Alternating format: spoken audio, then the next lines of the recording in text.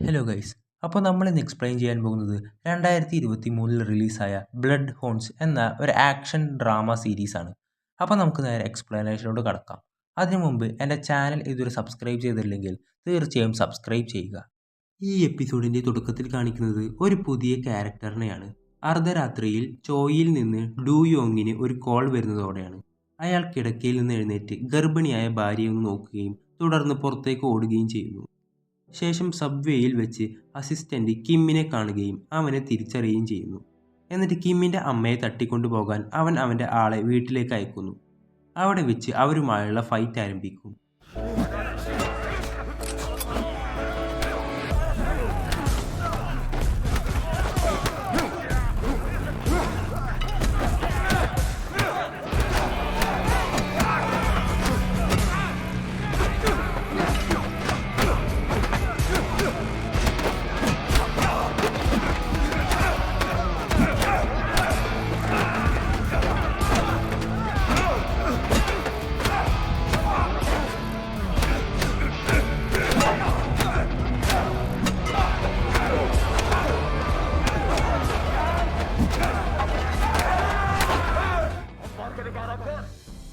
അതിനിടയിൽ യുൻജുവും അവരെ സഹായിക്കാനായി എത്തും. അങ്ങനെ അവരെയെല്ലാം അടിച്ചിട്ട് അവർ 3 പേരും അവിടുന്ന് പോകും. ഇതിനിടയിൽ അസിസ്റ്റന്റും കൂട്ടുകാരും കിമ്മിന്റെ വീട്ടിൽ കയറുമ്പോൾ അവന്റെ അമ്മ പേടിച്ചെഴുന്നേൽക്കുന്നു. അവർ അവളെ വീട്ടിൽ നിന്ന് തട്ടിക്കൊണ്ടുപോകുന്നു. ആ സമയം ചോയുടെ മറ്റൊരു ആളായ യാങ് കൃത്യസമയത്ത് എത്തി ആ സ്ത്രീയെ രക്ഷിക്കുകയും അസിസ്റ്റന്റിന്റെ ആളുകളെ അടിച്ച് ബോധം കെടുത്തുകയും ചെയ്യും.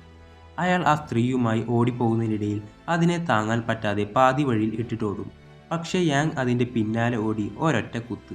എന്നിട്ട് അവൻ്റെ വായിൽ തുണി തിരുകി അവൻ്റെ കണങ്കാലിൽ മുറിച്ചു കളയുന്നു. ശേഷം കിമ്മിനെയും വുജിനെയും രക്ഷിക്കാൻ മറ്റൊരാൾ ബേസ്മെൻറ്റിലേക്ക് പോകുന്നു. അത് നമ്മൾ തുടക്കത്തിൽ കണ്ട ഡുയോങ് ആയിരിക്കും. അവർ എല്ലാ ഗുണ്ടകളെയും വെറും കൈകൾ കൊണ്ടടിച്ചത് കണ്ട് അയാൾ ഞെട്ടിപ്പോയി. ആ സമയം അവരുടെ കൂട്ടത്തിലുള്ള ഒരാൾ വന്ന് "നീ ഏതാടാ, എന്താ ഇവിടെ കാര്യമെന്ന്" ചോദിച്ച് മൊട കാണിക്കുമ്പോൾ അതിനെ അടിച്ചു പരത്തി ഒരു മൂലക്ക് ചാരി വെച്ചിട്ട് അയാൾ പോകുന്നു. ശേഷം കിമ്മിനെ അവൻ്റെ അമ്മ വിളിക്കും. അവരിപ്പോൾ സേഫായി ചോയുടെ അടുത്തുണ്ടാകും. നേരത്തെ കാണിച്ച ഡുയോങ്ങും യാങ്ങും ചോയുടെ ആൾക്കാരായിരിക്കും. അവിടേക്ക് കിമ്മും മുജിനും യുൻജുവും എത്തുന്നു. സംഭവിച്ച കാര്യങ്ങളൊക്കെ പാർക്ക് അവർക്ക് വിശദീകരിച്ചു കൊടുക്കുന്നു. ശേഷം ചോയ് അവരെ 3 പേരെയും വിളിച്ച് "നിങ്ങളോട് ഈ പരിപാടിക്ക് പോകരുതെന്ന് പറഞ്ഞതല്ലേ, ഇനി നിങ്ങൾ ഇതിൽ ഇടപെടേണ്ട ആവശ്യമില്ല. കിം, നിങ്ങളെ സഹായിക്കാനാണ് ഞങ്ങൾ നോക്കുന്നത്" എന്ന് പറയുമ്പോൾ ചോയ് "ഇത് നിങ്ങളുടെ ബോക്സിംഗ് അല്ല, ഈ കളിയിൽ ജീവൻ വരെ നഷ്ടപ്പെട്ടേക്കാം, ഞാനത് ആഗ്രഹിക്കുന്നില്ല." ചോയ് ഡുയോങ്ങിനോടും യാങ്ങിനോടും "ഇനി കിമ്മിൻ്റെ അമ്മ ആ വീട്ടിൽ സുരക്ഷിതമല്ല, എത്രയും പെട്ടെന്ന് തന്നെ എൻ്റെ അനാഥാലയത്തിലേക്ക് മാറ്റണമെന്ന് പറയും. അവിടെ അവർ സേഫായിരിക്കും. എന്നിട്ട് ഗില്ലിനെയും അവൻ്റെ ആളുകളെയും തീർക്കാം എന്നതായിരിക്കും അവരുടെ ലക്ഷ്യം." ചോയ് ലോക്കറിൽ നിന്ന് ഒരു തോക്കെടുത്ത് ഉന്നം പിടിക്കുമ്പോൾ പഴയ പോലെ കൈക്ക് ശക്തി കിട്ടുന്നില്ല. ശേഷം ഗിൽ പരിക്ക് പറ്റിയ അവൻ്റെ ആളുകളെ കാണാൻ ഹോസ്പിറ്റലിലെത്തും.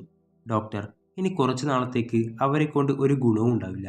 ഒരുത്തൻ്റെ 2 കണങ്കാലും മുറിച്ചു കളഞ്ഞു. അവൻ എഴുന്നേറ്റ് നടക്കുമോയെന്ന് കുറച്ച് ദിവസത്തിന് ശേഷം മാത്രമേ പറയാൻ പറ്റൂ. അവനോട് "നിന്നെ ആക്രമിച്ചവനെ കണ്ടാൽ തിരിച്ചറിയുമോ" എന്ന് ചോദിക്കുമ്പോൾ "എനിക്ക് ഓർമ്മയില്ല, അത്രയും വേഗത്തിലാണ് എന്നെ ആക്രമിച്ചത്. അയാളുടെ അടുത്തൊരു കത്തിയുണ്ട്, അതാണ് മെയിൻ ഐറ്റം." ശേഷം ഡുയോങ്ങും യാങ്ങും ഒരു റെസ്റ്റോറൻറ്റിൽ വെച്ച് കണ്ടുമുട്ടുന്നു. കുറേ കാലത്തിന് ശേഷമായിരിക്കും അവർ കാണുന്നത്. ഇവരും പണ്ട് ചോയുടെ ആളുകളായിരുന്നു. ചോയ് പഴയ പരിപാടിയൊക്കെ നിർത്തിപ്പോയപ്പോൾ ഇവരും അതൊക്കെ നിർത്തി നല്ല രീതിക്ക് പോയതായിരുന്നു. ഇപ്പോൾ ചോയ്ക്ക് ഒരാവശ്യം വന്നപ്പോൾ ഇവർ വീണ്ടും ഒന്നിച്ചു. ഡുയോങ്, ഗിൽ ഇപ്പോൾ വളർന്നിരിക്കുന്നു. ഹാങ്ങിൻ്റെ ഹോട്ടലിൽ അയാൾ ഇൻവെസ്റ്റ് ചെയ്തിരുന്നു എന്നാണ് കേട്ടത്. അതെങ്ങനെയാണെന്ന് അവർ സംശയിക്കുന്നു. ഹാങ് ആരെന്ന് വെച്ചാൽ അന്ന് ഗില്ലിനെ അപമാനിച്ചതുകൊണ്ട് ഒരുത്തൻ്റെ ഡ്രസ്സ് അഴിപ്പിച്ചില്ലേ അവൻ. ചോയുടെ അനുവാദം കിട്ടിയതുകൊണ്ട് പെട്ടെന്ന് തന്നെ അവനെ തീർക്കണം. ശേഷം ഗിൽ അവൻ്റെ ആളുകളോട് ചോയ്ക്ക് നിരവധി ആളുകൾ സഹായത്തിനുണ്ട്. അതിൽ പ്രധാനികൾ കത്തികൊണ്ട് ആക്രമിക്കുന്ന ആ 5 പേരായിരുന്നു. എനിക്ക് പോലും അവരെ പേടിയായിരുന്നു. അവരെത്ര വലിയ ഗ്യാങ്ങിനെയും നിമിഷ നേരം കൊണ്ട് ഇല്ലാതാക്കും. ചോയ് ബിസിനസ് നിർത്തിയതോടെ ഞാൻ ഗ്യാങ്ങിനെ മാത്രമാണ് കൂടെ കൂട്ടിയത്. കാരണം മറ്റവരെ കൺട്രോൾ ചെയ്യാൻ ചോയ്ക്ക് മാത്രമേ സാധിക്കൂ. ആ 5 പേരിൽ 2 പേരായിരിക്കും ഡുയോങ്ങും യാങ്ങും.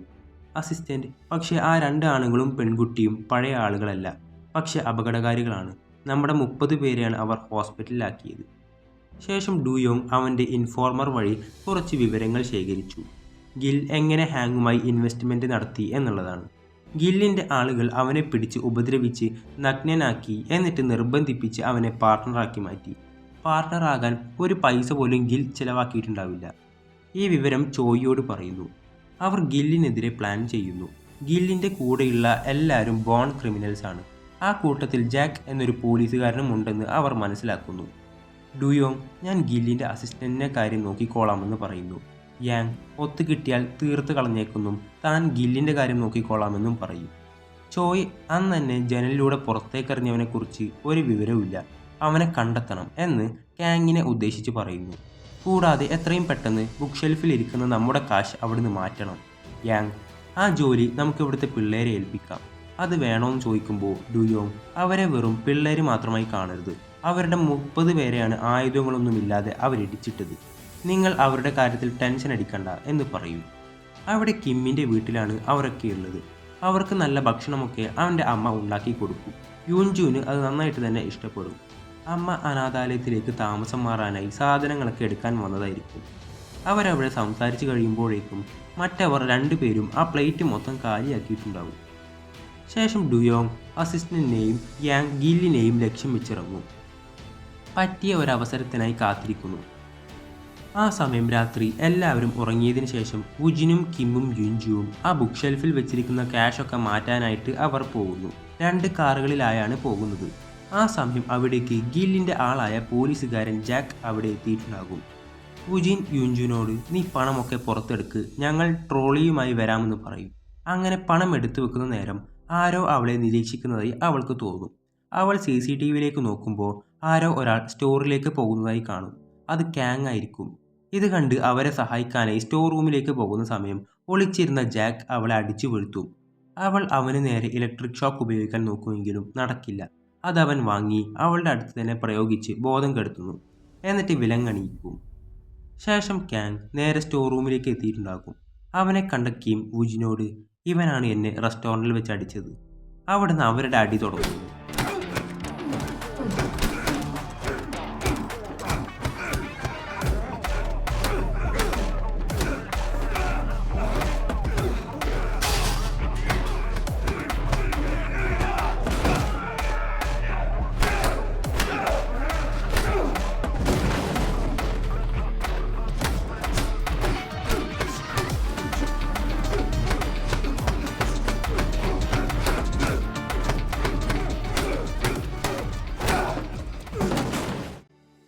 മറുവശത്ത് ജാക്ക് യുൻജുവിനെ തോളത്തേറ്റ് കൊണ്ടുപോവാണ്.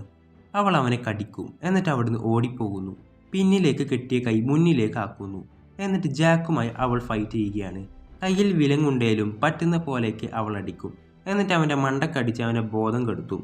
എന്നിട്ട് അവൻ്റെ ഇരുന്ന് ചാവി എടുത്ത് ആ വിലങ്ങഴിക്കുന്നു. എന്നിട്ട് അവൻ്റെ കൈ അടുത്തുള്ള പൈപ്പുമായി ബന്ധിപ്പിക്കും. ശേഷം കിം കാങ്ങിനെ അടിച്ച് ഒരു പരുവാക്കിയിട്ടുണ്ടാവും. കുറച്ച് കഴിഞ്ഞ് വുജിൻ നമുക്ക് തീരെ സമയമില്ലെന്ന് പറഞ്ഞ് അവനെ പിടിച്ചു മാറ്റും. എന്നിട്ട് അവനെ കെട്ടിയിടുന്നു. അവിടേക്ക് യുൻജു വരും. പുറത്തെത്തിയിട്ട് അവർ നോക്കുമ്പോൾ ജാക്ക് അവിടെയുള്ള പൈപ്പ് പൊട്ടിച്ച് അവിടുന്ന് രക്ഷപ്പെട്ടിട്ടുണ്ടാകും. അവൻ ആളുകളെ വിളിച്ചുകൊണ്ട് വരുന്നതിന് മുന്നേ നമുക്ക് ഇവിടുന്ന് പോകണമെന്ന് പറയും. ശേഷം ജാക്ക് ഗില്ലിനെ വിളിച്ച് എനിക്കൊരുപാട് അടി കിട്ടി, കാങ്ങിനെ വിളിച്ചിട്ട് കിട്ടുന്നുമില്ല, അപ്പോൾ നീ അസിസ്റ്റൻറ്റിനെയും ആളുകളെയും കൂട്ടി അവരുടെ അടുത്തേക്ക് ചെല്ലെന്ന് പറയും. ജാക്ക് അസിസ്റ്റൻറ്റിനെ വിളിച്ച് ഈ കാര്യം പറയുന്നു. മറ്റവർ പണമെല്ലാം ഒരു കാർഡ്ബോർഡിലാക്കി കാറിൽ കൊണ്ടുപോയി വെക്കും. അതിൻ്റെ കൂടെ കുറച്ച് സ്വർണവും ഉണ്ട്. അവരതും എടുത്തു മാറ്റും. സ്വർണം എടുത്തു കൊണ്ടുപോകാനാണ് അവർക്ക് ഏറ്റവും ബുദ്ധിമുട്ടുണ്ടായത്, കാരണം ഒടുക്കത്തെ വെയിറ്റ് ആയിരിക്കും. ആ സമയം ജാക്കും ഗ്യാങ്ങും അവരുടെ മുമ്പിലെത്തും. അവർ ഒരു വിധത്തിൽ കാറുമായി അവിടുന്ന് എസ്കേപ്പ് ആവും. പിന്നാലെ മറ്റവരും ഫോളോ ചെയ്യുന്നു. അത്രയും ഭാരമുള്ള സ്വർണവും പണവും അതിലുള്ളത് കൊണ്ട് അതിനൊത്ത സ്പീഡ് അവർക്ക് കിട്ടുന്നുണ്ടാവില്ല. ഒരു കാർ അവർ ഇടിച്ച് ഒരു മൂലക്കിരുത്തും. അതിനിടയിൽ യുൻജുവിൻ്റെ കാറിനും പണി കിട്ടുന്നു. അത് അവിടുന്ന് അനങ്ങുന്നുണ്ടാവില്ല. അവർ പറ്റുന്ന പോലെ സ്വർണവും പണവും എടുത്തുകൊണ്ട് ഓടും. ആ സമയം ഭാരം കൂടുമെന്ന് മനസ്സിലാക്കി കിം കുറച്ച് പെട്ടികൾ പുറത്തേക്ക് വെക്കുന്നു. അവൻ്റെ കാർ കുറച്ച് ദൂരെയായിരിക്കും കിടക്കുന്നത്. സ്വർണത്തിൻ്റെ ഭാരം കാരണം അവർക്കതുമായി ഓടാൻ കഴിയുന്നുണ്ടാവില്ല. ആ നേരം ആയുധങ്ങളുമായി പിന്നാലെ ഗില്ലിൻ്റെ ആൾക്കാരും ഉണ്ട്. അതും കാണിച്ചുകൊണ്ടാണ് ഈ എപ്പിസോഡോട് അവസാനിക്കുന്നത്. അപ്പോൾ അടുത്ത എപ്പിസോഡ് ഉടൻ വരുന്നതാണ്. ആ എപ്പിസോഡുകളെല്ലാം മിസ്സാവാതിരിക്കാനായി ഈ ചാനൽ ഒന്ന് സബ്സ്ക്രൈബ് ചെയ്യുക.